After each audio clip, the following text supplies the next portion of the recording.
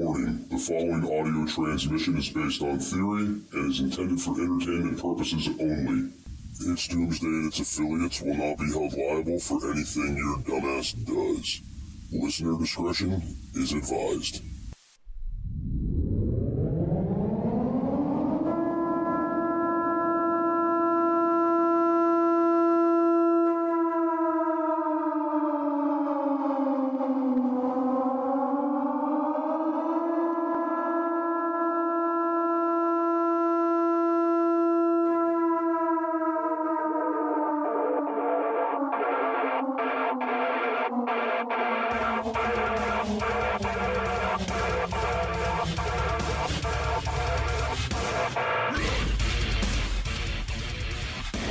Welcome everybody to It's Doomsday Podcast. Today is January 5th, 2024. Time is 11:51 a.m. and joining me from the Hive Life conference is Cassie. Cassie, how are you today? Great.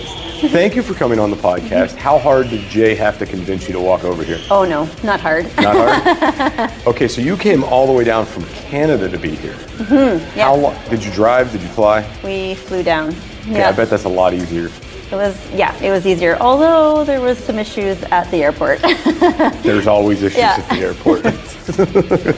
So, you've been beekeeping for 8 years. Okay, one question I've been asking all the beekeepers that I've got so far, what's the biggest crucial mistake you've made beekeeping that you're still kicking yourself for to this day? Oh, geez, I don't even know. I have a really, I work for a family business. Mm-hmm. So my father-in-law is always a phone call away. But I would say probably in the early years, just being a little bit rough with the queen frame and maybe it being my responsibility for, losing a queen. So what, in that realm, I didn't get to even think about that question. What happens if a colony loses a queen? Do they just select a new one? Well, it depends on the time of year. If there's eggs, there has to be eggs to build a new queen. So as long as that queen was already laying eggs, then they can feed those eggs royal jelly and produce a new queen. But then she would also have to be able to mate with drones, so it would have to be within the mating season, and then she would be a viable queen. If she doesn't mate, then you have a dud. So all the conditions have to be perfect, and I am from Canada, so we have a shorter mating window. Now, when I'm managing a hive, I'm paying very close attention to making sure I'm being very careful with my queen because she's gold. Right. Yeah. So, and you informed me that this is your first time down here. To Hive Life, yep, and to Tennessee, yep. And to Tennessee. Yes. So what do you think of Tennessee so far? We haven't had a lot of chance to do a lot of exploring. We are planning to stay for an extra week after. So I've kind of been here at the conference center for most of my time, and my 13-year-old made us go to Red Lobster. The biscuits were delicious.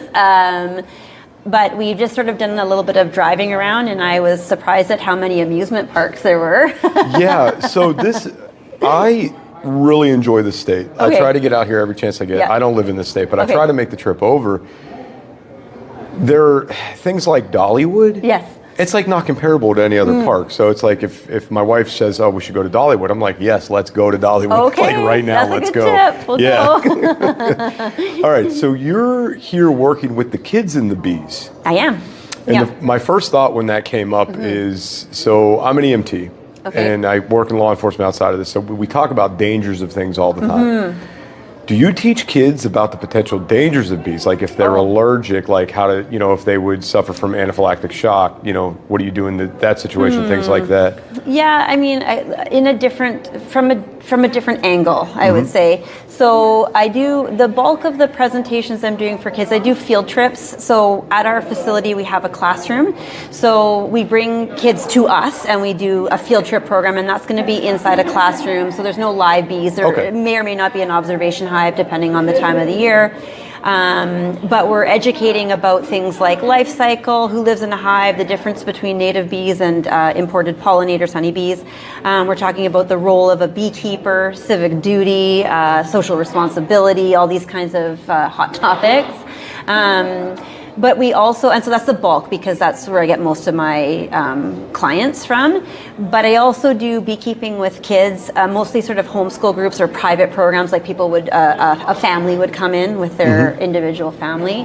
And I do that on purpose because I want the kids to be with an adult so that if something should happen, that we have an adult with us. We're trained to manage it and everything, but you know, it would be scary for a kid if they got stung and their parent or adult wasn't with them. So I'm sort of mitigating all of those dangers before we even get into the program. Kids are required to be fully suited up. We're talking about safety. So one of the things I do with really little kids is I get them to show me what a mad bear looks like. And then I get them to show me what a scared person looks like. And so then I say to them, you know, if you act like a bear, then you're going to get treated like a bear. And bees are scared of bears. So some of the things that we do before we even go outside into the bee yard is we practice our slow breathing, we practice our slow moving, we get our wiggles out, we get our bears out, and we get that all out of our system so that once we go into the hive, the kids are, I can say to them, and I tell them before we go outside, if you're acting like a bear, I'm going to remind you. And it's not about me being mean to you. It's about me keeping you safe and more importantly, keeping the bees safe. Because if they sting you, they die. So then when we're outside, if the kids are starting, then I say to them, oh, bear, remember, we need to act like a beekeeper. Beekeepers are calm and move slowly. Right. So before we ever go outside, we do a presentation. We talk about the safety, all the safety concerns. We talked about how your behavior is in sensing and responding. I talk about using your senses to identify the temperament of a hive. So I'm looking, I'm listening, I'm smelling, I'm taking in my environment. If it's a rainy, crappy day, the bees are going to be crappy. If it's a sunny, beautiful day with lots of forage in the environment, the bees are probably going to be happy. And you know, I try to bring it back to things that kids can understand. So if someone took the roof off of your house and it was rainy and crappy outside, you'd probably be mad too. But if somebody was moving really slowly, talking to you really nicely, and the roof came off your house on a beautiful sunny day, as long as it's going to go back on, you're probably okay. Yeah, right? Makes sense. So I try to really talk in ways that are, I believe that kids can understand the complex topics and even the complex words, but I try to talk in a way that kids can understand and relate to, because my mission is having people leave our facility feeling curious and excited about bees instead of scared. Right, that makes a lot of sense. Yeah. So are the kids, how receptive are the kids to this? They I mean, is it like 100% get it. So awesome? yeah. That's awesome. So I'm assuming all these kids are just like fired up and excited to go do this. Yep. They arrive, and I mean, certainly, and like, you know, I'm an expert now at reading the room, so I can see, I can pinpoint like, oh, that one's gonna require some. That's the bear. That one's gonna require some attention. This one I don't have to worry about. Like I'm pretty good at identifying that. And so, you know, that person's going to get more of my attention and time. But, you know, it's even things like, you know,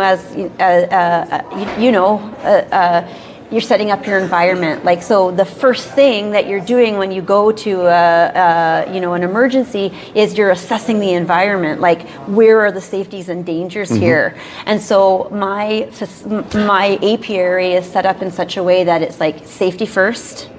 I've got hives set up. So my regular normal hive that I go into is in a fenced garden, and so I'm telling them ahead of time. It's like sometimes I'm going to let you into the garden, and sometimes I'm going to make you be behind the fence.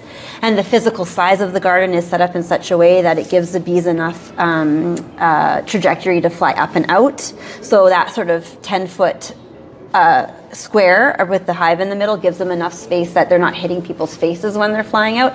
So I'm thinking about all of these kinds of things, that there's no obstructions on the ground, that someone's not going to trip and fall. All of the things that can make that the physical environment set up for success, we're going to start with that.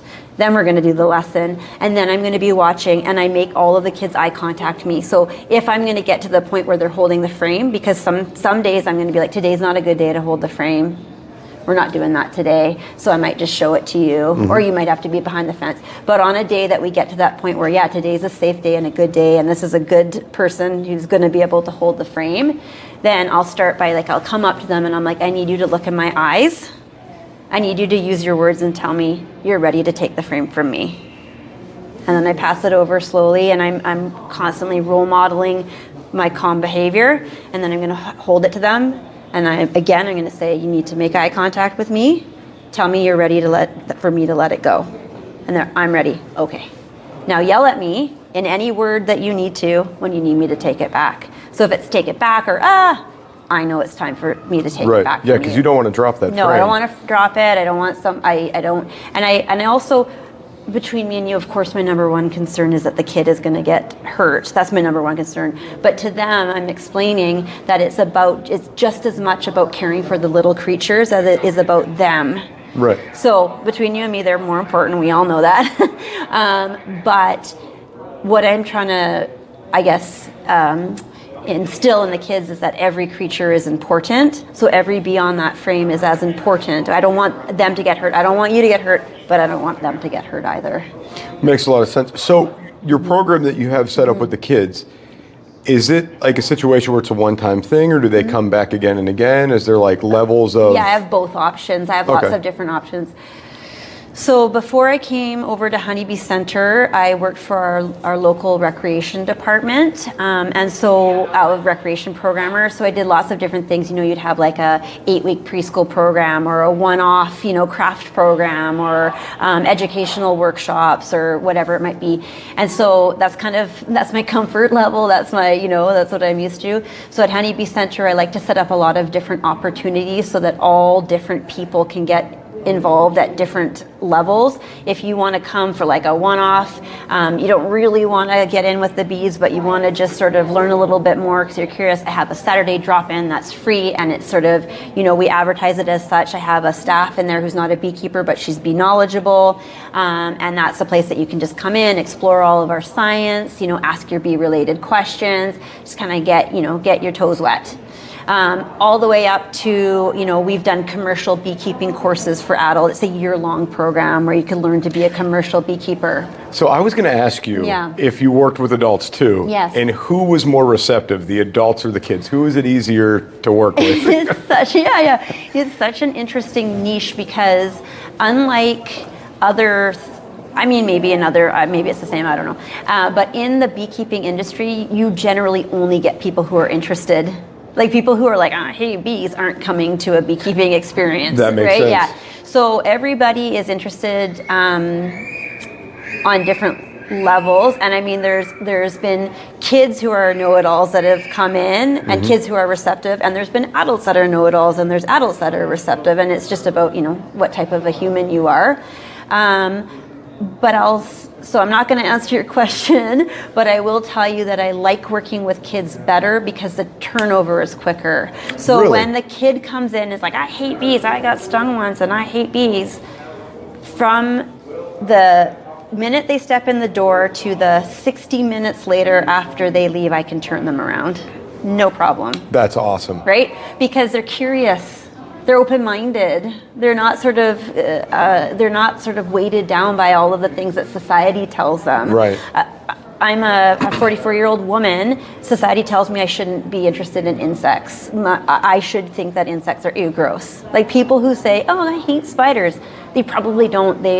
Society tells them they should. Right. And so then once I could get them in, and I could be actually none of the spiders we have here in Canada can harm you. So there's actually really nothing to be scared of here in Canada. Right. They're not going to believe me. An adult's not going to believe me. But when I sit down and have that conversation with a kid, and I'm well, here's the facts, boom, boom, boom, boom. And isn't it cool that they can do this cool thing? Isn't it cool that a 10-day-old bee can build their own beeswax by eating nectar and then construct a hive with their feet? Isn't that amazing? They can do that in 10 days. They can build all that comb. And kids are kind of and adults are of course amazed by that information, but I still don't love bees. Right? So I'll tell you what, Yeah. every time I sit someone down, I get a new piece of information and my mind is just blown. So one thing I've been asking everybody too when they sit down is, what is that one thing that has like absolutely blown your mind that you find mesmerizing about the bees? It's the sensing and responding aspect, I think, within the colony structure. So it's that idea that whatever is needed, the colony adjusts accordingly. And so, to get all corny here, it's like, this is what our society is missing, right? Like, so within a bee colony, let's just say, for example, if there's no beeswax, if they move into a new home and there's no comb built, then you're going to get a higher percentage of comb producers, construction bees, because they can't do anything until the comb is built. They can't store nectar and they can't lay eggs, right? Once the comb is all built and the season changes and there's lots of nectar in the environment, then perhaps that colony switches over to being nectar collectors because that's what's needed at that time. If there's no nurse bees, they can't raise a queen, so then more of the colony will sort of adjust as needed, and yet there's no verbal communication in the hive. They sense what is needed and they adjust accordingly. And to me, it's just like that the concept of this is, wow, if we could do that, like, wouldn't we be in such a better place if we could do that, if we could just sense what is needed? And so I try to share that message with kids. It's like a mom senses what her baby needs and can respond accordingly, or try to go through all of the actions to meet that need. But somehow as a society, we haven't quite got there yet. And I think that I think we can, and I think that we know. And I do see sort of, things are changing, and people are, evolving, and I'm hopeful. But I think that's the most amazing and mind-blowing thing to me. So it's like you say that they sense us, and I keep like going back in my head, like, are these bees clairvoyant? Or do they have telepathy? Like, how are they communicating so well? Yeah. Because when some of the things that I've learned so much this weekend just by sitting people down and interviewing them is there's so much going on within this community, and some of these bees, they're dying, they're being born, and they're traveling all these miles away from the hive, and then they're coming back. It's like, and they're not taking notes, they're not writing stuff down, they're not leaving a voicemail on the phone saying, hey, I'll be back in 3 hours, I went to go get some pollen. Yeah. It's amazing. It's amazing. And they're communicating with smells, this is one of the things that I find, this is one of the things that a lot of kids get sort of fascinated with, is like the queen smell, the queen pheromone. And how I explain that to them is, it's like, have you ever been to someone else's house and it smells different? Maybe they cook different food, or maybe they're using different shampoo or something. Like, everybody's mom smells different. If you come give me a hug, I probably smell like my shampoo, and then you go give someone else's mom a hug and maybe they smell differently. But we don't ever think about that. Like, we experience it, but I don't know that we ever really like fully process that until I've like said it to you. Now you're going to notice, right? But that's one of the ways that they communicate, and that's how they find their way back home. So of course they scout, but also they can smell their way back home. And so I think that it's like, we just aren't engaging all of our senses, but they perhaps are. One of the things that blew my mind is bees, bumblebees particularly, will land on a flower and they have stinky feet. Have you heard this? No, I have not. Bumblebees will land on a flower and they have stinky feet, and then they'll while they're at that flower, they eat the pollen and drink the nectar, and so then their pheromone is on that flower. And so then when they fly away, the next bumblebee to come to that flower can smell their stinky feet and knows that the nectar is depleted. So it's not worth their time to stop at that flower because there's no nectar there right now. As that scent dissipates, the nectar is regenerating, and so then the less stinky feet smell on the flower, it means the more nectar that's available. So it's a time strategy, right? They can be more efficient because they're using their sense of smell. And I say this to some of the young beekeepers I'm working with, is that really think about all of the aspects of your facility. Like, so when you're going out to hive, smell it. What does it smell like right now? Listen, is that, and you might not know what it means right now, but once you've done it long enough and once you've visited enough hives, suddenly you're going to be like, oh, that one sounds different. Something's going on. What is that? And then you look and maybe it's queenless. Maybe the sound is a queenless sound. but you start connecting those dots that, you know, we don't generally do because we're so trained now to like sit down in front of a video game and it entertains us. We don't have to use all of our different senses when we're doing that, when we're having that experience, you know? So I'm really encouraging people with beekeeping, particularly children. This is where they are more receptive, because adults will say, oh, no, I can't smell anything when I go to a hive. And even with beekeepers, I'm like, you do. Because, you know, the beekeeper, like, I just know when something's going on with the hive. But it's because they just are, they maybe subconsciously, I'm not sure, but they're accessing all of those senses. They're looking and seeing what's the weather like, what's the activity around the hive, what's the smell, what's the sound, you know. With beekeeping, you can also use your taste. So beekeepers, in fact, I think, and you know, there's some stat, I don't know if it's true or not, that beekeepers live the longest, but I think it's because we engage all of our senses. It's very, very interesting. I think so. So another question I got, this is another, because I'm wanting to form different opinions, you know, but get everybody's opinion. In your opinion, right now, in the current age we're in, what is the biggest threat to the bees? Well, varroa mite. Okay. Loss of habitat. You know, I say, it's funny because it's going both ways, right? Like, I feel like the monocrop culture is,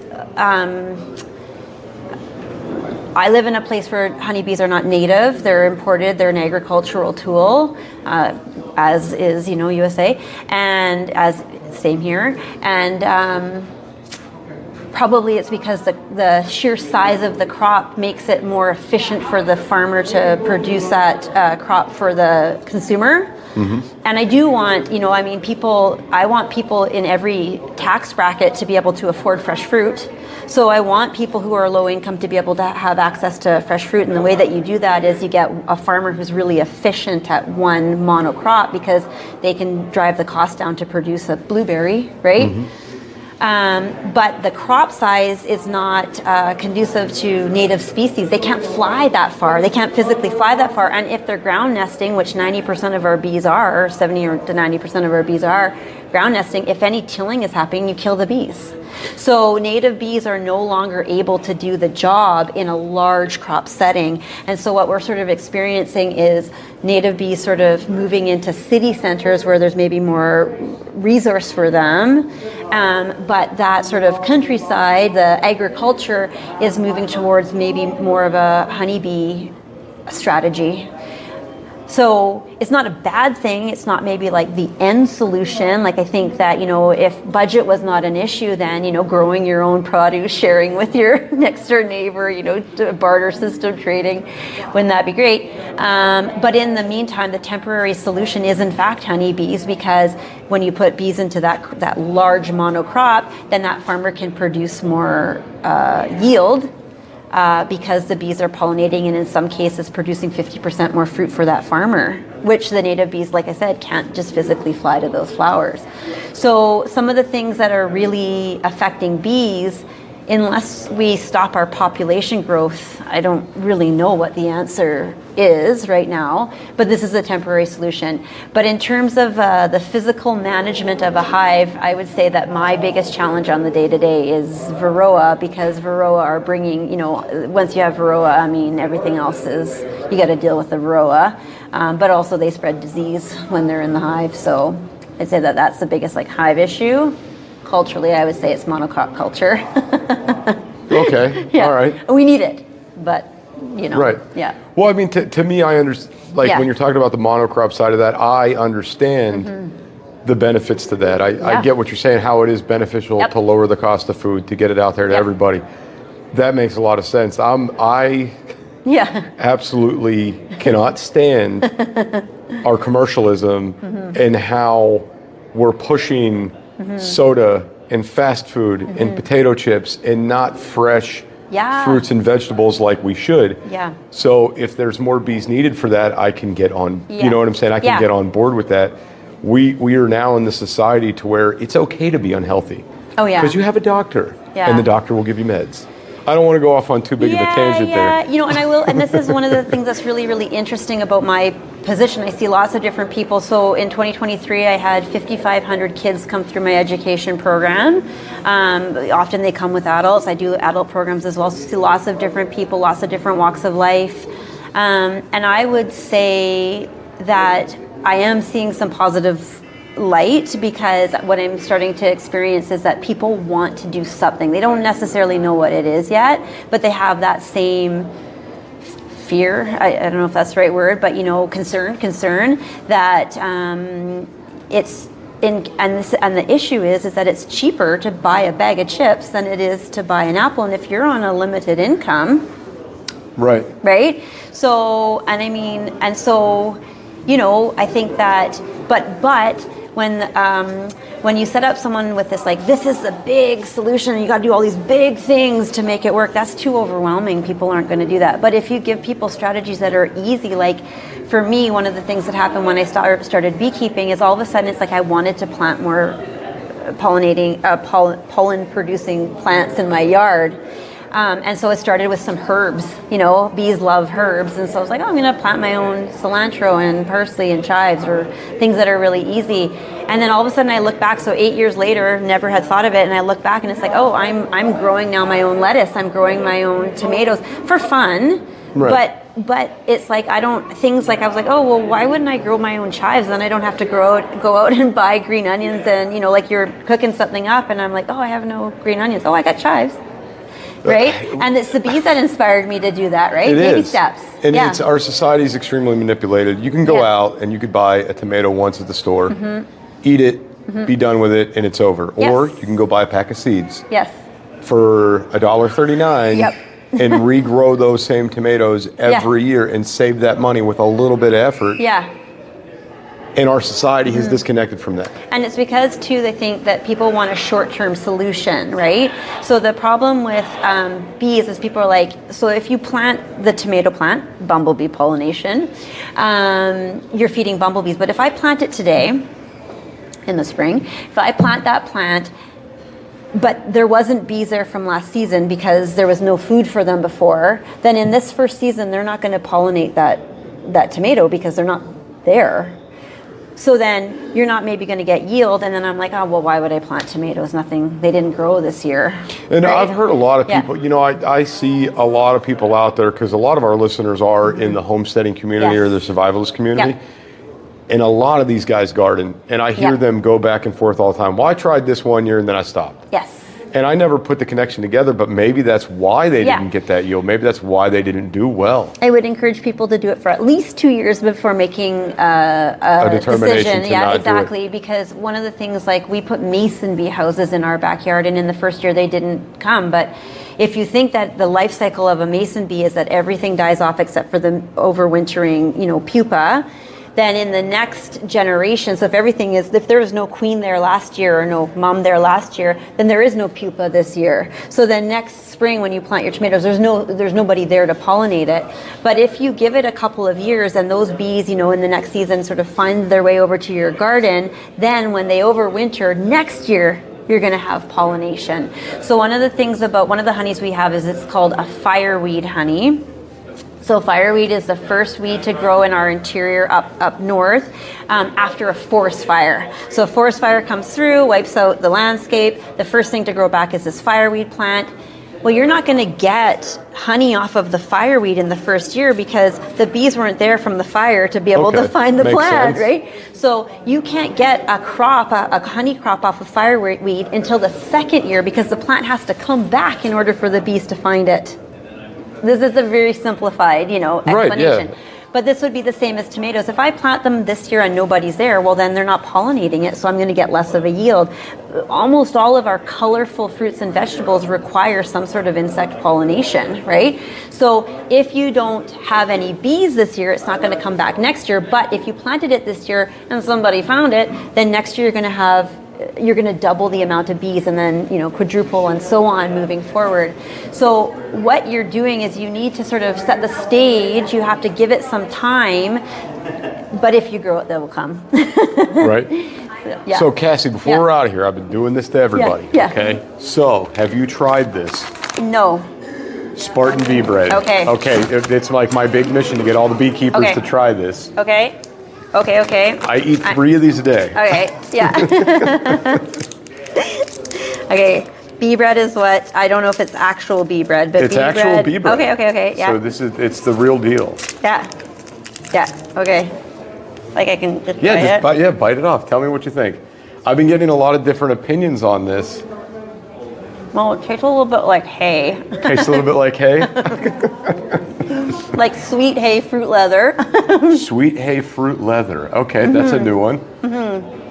It tastes like bee bread. So I get like a sour wood taste out of it. Okay, yeah, it's sour, yeah. And I'm on like a really limited diet on what I Okay. consume. So Yeah. I bought this Okay. because I wanted to fill the nutritional gaps. Okay, Because there's yeah. all kinds of like natural Yep. omegas and vitamins and minerals. It is so nutrient dense, it's Yep. insane. Yeah. So I started taking this after about Mm-hmm. a week and a half. I started getting like this kind of boundless energy. Didn't want to sit still, Yeah. wanted to get up, wanted to move around. Yep. Not caffeine like shaky Yeah, yeah. energy, but wanted to move. Yep. After about 2 weeks, it leveled off. Yep. And I'm like, okay, I feel good now. It's all right. Into that 2 weeks, mental clarity. Oh. Extreme mental clarity. Like I can form sentences better. I'm not stumbling over words. I'm using more correct words. I'm forming better thought out sentences like instantly. It's just been so much better. What are the ingredients? Bee bread. That's it, eh? Yeah, bee bread and they put some like black currant and apple Okay, cinnamon in there yeah. for flavor. Apples, yeah, and- it's- apples. I was right. Fruit Right. leather. I know we get a lot of runners that come into Honeybee Center to buy pollen from us. Pollen has, it's Well, it's like labeled as a superfood. Yeah. Yeah. And so they're using it for long-term energy. You know, people who are like a vegetarian can consume it, right? It's a high protein supplement. You're not going to eat 6 ounces of pollen probably. But it doesn't go bad either as long as you keep it dry, right? Yeah. Well, Yep. that's something that's very interesting about the survival community and why they're Yeah. so interested in the honey is because Yeah. of the how long it doesn't go bad. It never goes bad. Yeah. Right. It has an indefinite shelf life. And out of all the things we can stock on our shelves Yeah. as survivalists, there's nothing we can really go out there and buy Sure. that has an indefinite shelf life. Yes. I Yeah. mean, No. Honey. Yeah. that's about it. Yeah, it never goes bad. It does crystallize, but you can just warm it up. And actually, I like to think of crystallized honey as glittery honey. Okay, that's a good way to look at it. But Cassie, I want to thank you for coming on the show. And if there's Yeah. anything you want to plug or tell the listeners Oh, about what sure. you're doing or like your business or what's Sure. going on, let them know. I can give you my social media. Okay, yeah, plug your social media. So I'm Cassie Jabot from Honeybee Center in Surrey, BC, Canada. You can find us on www.honeybeecenter.com. We're also on social media. I'm at Honeybee Center Kids on Instagram, and I'd love to see you there. If you ever have any questions about kids and bees, beekeeping, bees, I would certainly love to answer all of your questions. So find me at www.honeybeecenter.com or on Instagram at Honeybee Center Kids. Awesome. Thanks for coming on the Yeah, show. you got Appreciate it. Yeah, thank you.